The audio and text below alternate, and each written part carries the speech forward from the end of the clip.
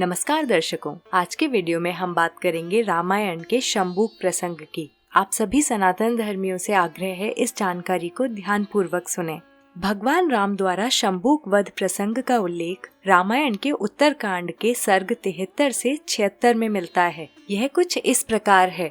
एक बार भगवान राम के राजद्वार पर अपने इकलौते पुत्र का शव लेकर एक ब्राह्मण विलाप करते हुए आया। उसका आरोप था कि उसके 8 वर्ष के पुत्र की मृत्यु हो गई है। यह अकाल मृत्यु अवश्य ही राज्य में हो रहे किसी दुष्कृत्य के कारण हुई है। यह सुनकर भगवान राम को कष्ट हुआ और वो अचंभे में पड़ गए कि उनके राज्य में ऐसा कौन सा पाप हो रहा है जिस कारण एक बालक मृत्यु को प्राप्त हुआ।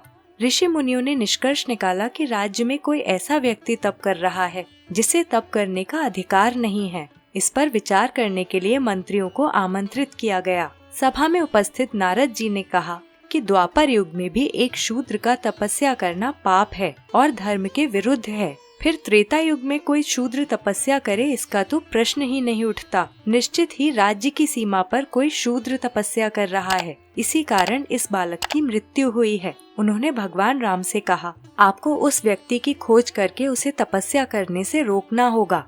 यह सुनकर भगवान राम पुष्पक विमान पर उस व्यक्ति की खोज में निकले। उन्होंने देखा दक्षिण दिशा में स्थित शैवल पर्वत के उत्तर भाग में एक व्यक्ति पेड़ से उल्टा लटका हुआ तपस्या में लीन था। ऐसी तपस्या देखकर राम जी ने उसके पास जाकर पूछा, हे पराक्रमी पुरुष, घोर तप का पालन करने वाले तपस्वी, तुम्हारी इस तपस्या का क्या उद्देश्य है? तुम किस जाति में जन्मे हो? तुम अपने इष्ट देव से क्या प्राप्त करना चाहते हो जिसके लिए तुम ऐसी तपस्या कर रहे हो जो अन्य लोगों के लिए दुर्लभ है? मैं दशरथ पुत्र तुम्हारी इच्छा जानना चाहता हूँ। कृपया मुझे यह भी बताओ, तुम ब्राह्मण हो, क्षत्रिय, वैश्य या शूद्र? श्री राम के वचन सुनकर तपस्वी ने कहा, हे रघुनंदन, मैं देवलोक को पाने की इच्छा लिए यह तप कर रहा हूँ।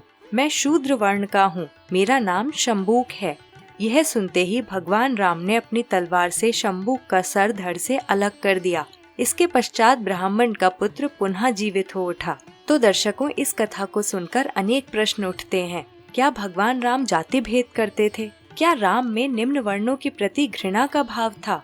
क्या वास्तव में तपस्या शूद्रों के लिए वर्जित थी? क्या किसी निम्न वर्ण के मनुष्य के तपस्या करने से उच्च वर्ण के व्यक्ति की मृत्यु संभव है और तपस्या करने वाले व्यक्ति की हत्या करने से मृत व्यक्ति का पुनः जीवित हो जाना संभव है? तो अब हम बात करते हैं इस प्रसंग की सत्यता की। यजुर्वेद में अनेक श्लोकों व मंत्रों में शूद्रों को अथाह सम्मान देकर संबोधित किया गया है। ऋग्वेद में उल्लेखनीय है कि सभी वर्णों के मनुष्य अर्थात ब्राह्मण, क्षत्रिय, वैश्य, शूद्र एवं निषाद यज्ञ में भाग लें। पृथ्वी पर संपूर्ण मानव जाति यज्ञ करे। रामायण के प्रथम अध्याय के अंतिम श्लोक में वाल्मीकि जी ने लिखा है कि रामायण का पाठ करने से ब्राह्मण महान सुव्यक्ता ऋषि होंगे, क्षत्रिय भूपति होंगे, वैश्य व्यवसाय में लाभ प्राप्त करेंगे और शूद्र महान बनेंगे। वाल्मीकि रामायण के अयोध्या कांड के अध्याय 63 के श्लोक संख्या 50-51 तथा अध्याय 64 के श्लोक संख्या 32-33 में भी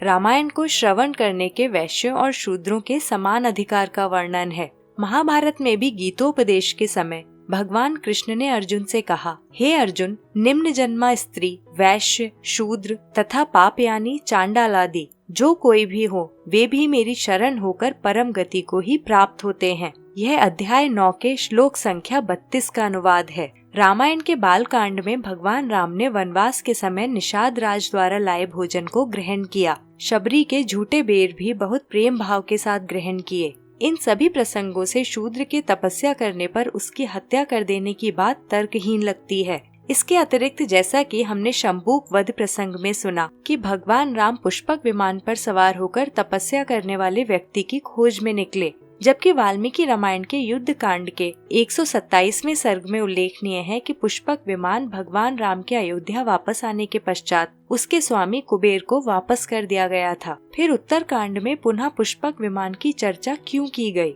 शंबू अर्थात एक शूद्र द्वारा तपस्या करने से एक ब्राह्मण की मृत्यु की बात असत्य है। ऐसे तथ्य समाज में भ्रांति फैलाने के लिए प्रयोग किए गए इसके अतिरिक्त ऐसे प्रसंगों को जोड़ने का उद्देश्य निम्न और उच्च वर्णों के मध्य घृणा उत्पन्न करना था, जिससे सनातन धर्मियों के मध्य भेदभाव को जन्म दिया जा सके। बौद्ध काल में अनेक निम्न वर्ण अथवा जाति के लोगों ने सनातन धर्म त्याग कर बौद्ध व अन्य धर्मों को अपनाया, क्योंकि उनके सामने सनातन धर्म की ऐसी छवि प्रकट की गई कि सनातन धर्म में निम्न वर्ण के लोगों के प्राणों तक की बलि देने में कोई संकोच नहीं करता। वास्तव में इस प्रकार का कृत्य सनातन धर्म के सिद्धांतों के पूर्णतया विरुद्ध है। मित्रों, यदि आप भी इस बात से सहमत हैं तो कृपया कमेंट बॉक्स में लिखें, और यदि वीडियो पसंद आया हो तो लाइक, शेयर और चैनल को सब्सक्राइब करना बिल्कुल ना भूलें। हम जल्दी ही लेकर आएंगे एक नई जानकारी। तब तक के लिए नमस्कार। यह वीडियो देखने के लिए आपका धन्यवाद।